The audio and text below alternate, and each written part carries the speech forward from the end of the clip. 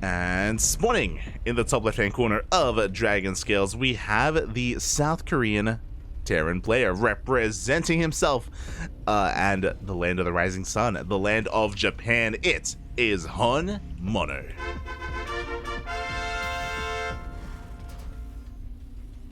As I quickly fix the color, and spawning in the bottom right-hand corner of Dragon Scales, we have as opponent, we have this South Korean Zori player representing Mystery Gaming. Just took down Silky 2-1. It is RagnaroK.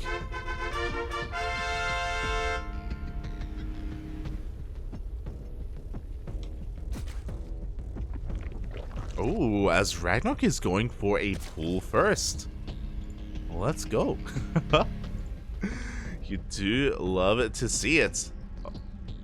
Oh my god. Wait, did he scout this? He did. I understand. The first Overlord does come across the Proxy 2-Rax. HonMonO trying to go Proxy 2-Rax Reaper, and this is being shut down. He immediately does force a double cancel, and oh god. HonMonO, he's coming out the gate stumbling already, as he does have to transition. A disastrous start here for HonMonO. RagnaroK completely shutting it down, and he can punish it as well. So because the first Overlord did scout this, RagnaroK was able to go for a pull first, which means Lings are on the way, which means HonMonO's CC on the low ground is in trouble. There's no racks, there's no production, there's no units. Is the CC going to finish in time? Because, mate, those Lings, they're going to be going across the map, and I don't know if we're going to be able to finish up the base. Meanwhile, RagnaroK going straight into his third, going gasless. No gases have been taken, just to be a little bit greedier. And yeah, RagnaroK, he checks, he confirms that the CC is on the low ground. It is almost done at this point. The Rax is still on the way. Lings are rocking up, and can they get here in time? Up! It looks like they will.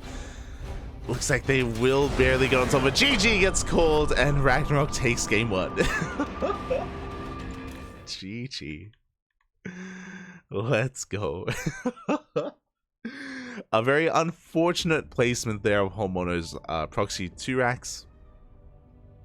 Was shut down immediately, and just like that, getting into game 2. Not what I wanted out of this series, but I'm content nonetheless. God damn it, HonMonO. HonMonO just messaged me. He just messaged me, Protos OP. True, papi, true. That's why we lost. I love HonMonO. He's a good friend of the channel. Good friend of the CranKy Ducklings. I mean, the last time we casted him, he was on Team CranKy. So, you know. Good friend. Spawning in the bottom left-hand corner of Ancient Cistern, we have the man himself representing himself alongside not just South Korea, but also the land of Japan. It is HonMonO.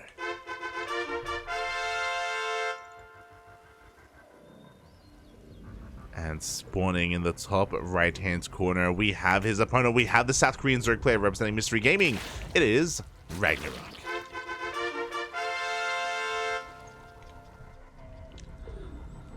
This time, HonMonO, going for what looks to be the Beyond opener here, going for the low ground racks instead. You have my attention. Meanwhile, RagnaroK goes for a pull first. Because of course he does. I mean, it makes sense. It does make sense. RagnaroK going up against a very aggressive, cheesy player like HonMonO is playing it out safely with that pull first. Meanwhile, 2 Raxes are on the way from HonMonO, so it is the 2 Rax opener. Tis the Beyond opener here from HonMonO.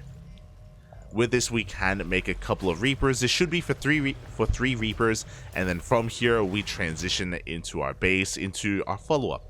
Now, the scary thing about this opener here from the Terran is that there are just so many different ways that you can play this out. You can go into a 3-Rax Mass Reaper, you can go into a CC into a 4-Rax, you can go 2-1-1, you can go 3CC 2-1-1. There's a lot of variety. There's a lot of variety available to HonMonO. We'll see what he wants to go for. Catching up with the chat. Guide us through the dark night, Ducklings. Guide us to Gamers 8. We will. Fun fact, we're not just casting KSL today.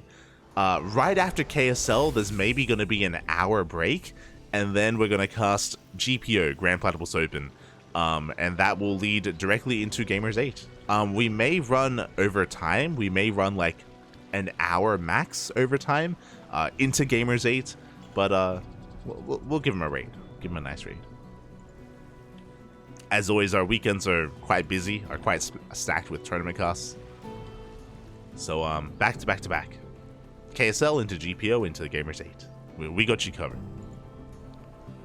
If you need some StarCraft inside you, then we got you. Meanwhile, this is really interesting SimCity. I don't... I'll stick with the word interesting. Aye.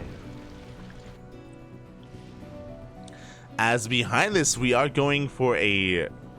Not just a 2-on-1 into a third TC. We're going from 2 racks straight into that third TC. Oh my god. Very economic opener here. Or very greedy follow-up from HonMonO. First 3 Reapers are arriving, and they're going to be able to chip away at these Lings already. 2 Lings do go down. Good positioning by the Queens. Oh my god, they do snipe 1 Reaper. A mistake already by HonMonO. It is imperative that you keep all these Reapers alive to keep the pressure up to try to punish these Queens, to punish the third base. But alas, losing a Reaper already is not a good start. It does make this opener less threatening, and it does mean that HonMonO is a little bit less safe back at home, as does fully wall off here with that tech lab. Predetermined, you love to see it. And again, as long as RagnaroK isn't too aggressive, HonMonO should be able to get away with this very fast third base.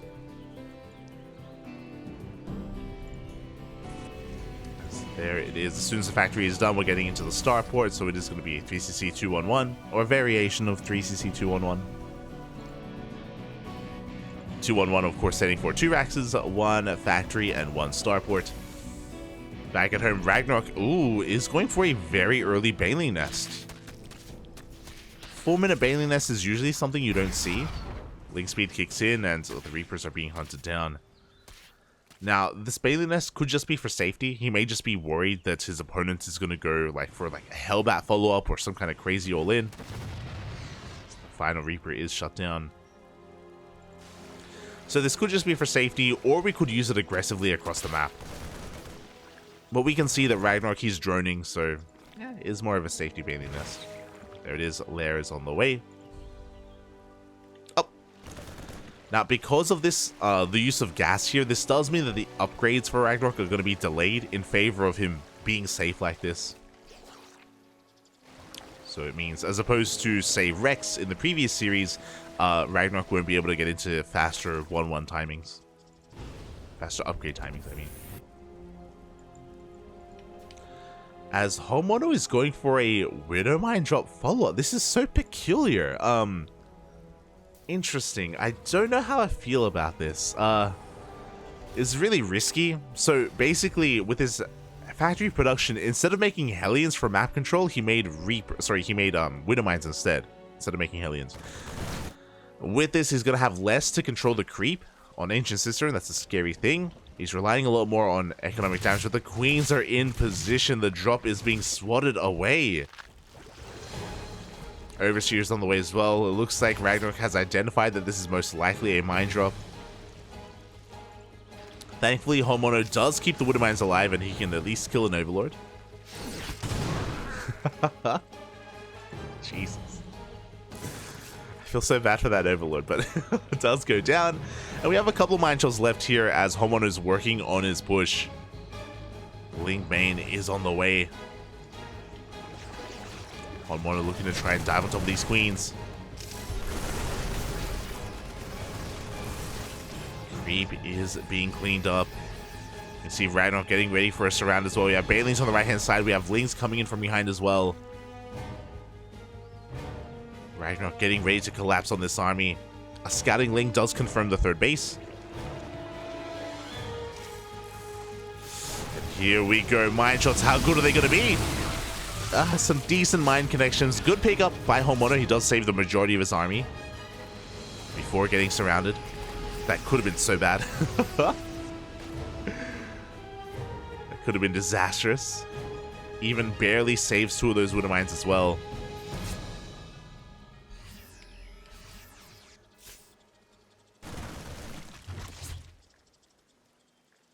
A couple more tumors do get cleaned up.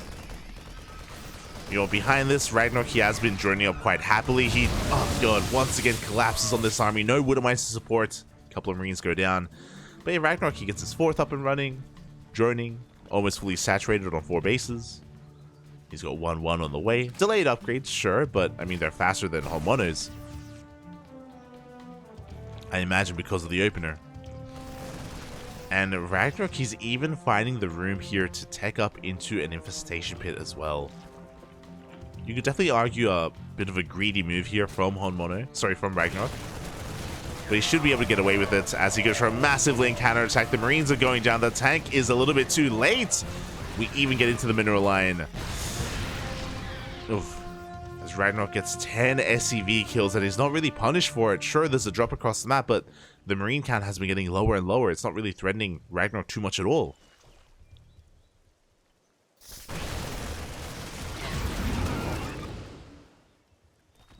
HonMonO is just forced back. Hive already on the way. HonMonO looking to get into very fast adrenal glands. He can go into ultras. Oh, there we go. Hydrogen. So this will grant him access to lurker upgrades if we need to head in that direction. This will also gain us access to Vipers as well.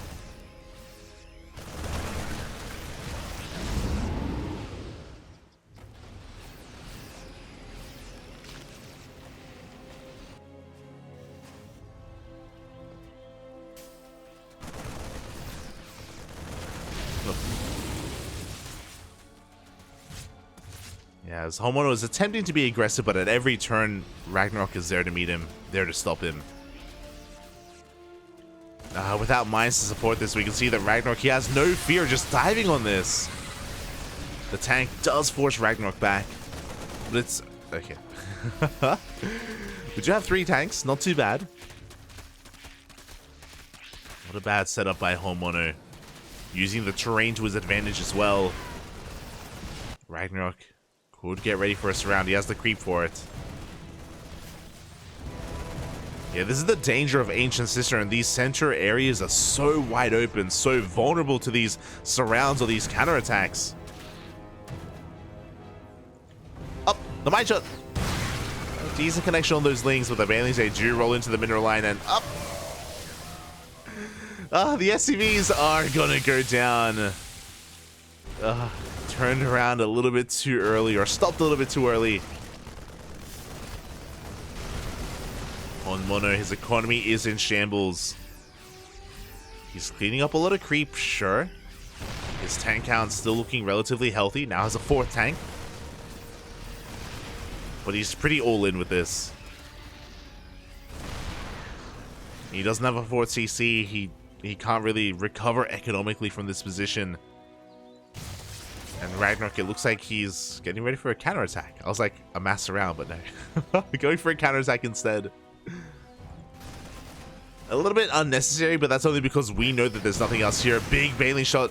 I'm sorry, big mine shot goes off on the Banelings.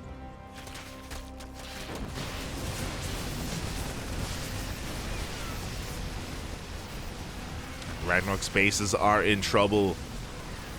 But he still has so much Ling Bane. He's got 3-3 on the way. Drones are going down. Don't get me wrong.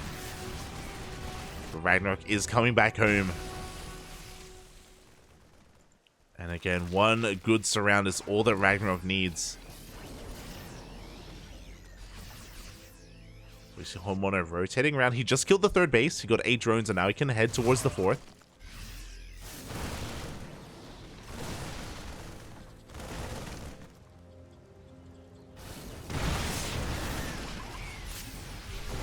Getting ready for it. Meanwhile, we can see RagnaroK struggling to get the surround that he's looking for, but here we go. The Viper has arrived. We get the Blinding Cloud on every single one of those tanks. And RagnaroK swallows up HonMonO's army. There's nothing left. GG gets called. Well played. Good luck. And RagnaroK takes series 2-0. GG.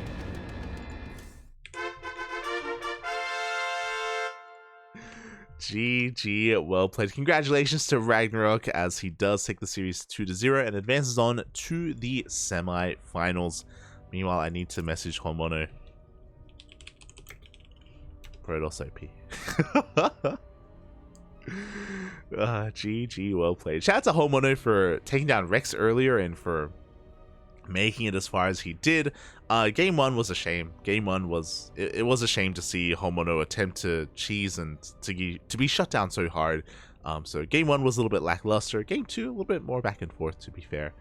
So yeah, hope he's not too dissatisfied with his performance, especially considering that RagnaroK, I would say, is one of the favorite players in this entire tournament. As we do switch our scenes over, we can have a look at the brackets and we can go over some of these matches. Oh my god! We have updates.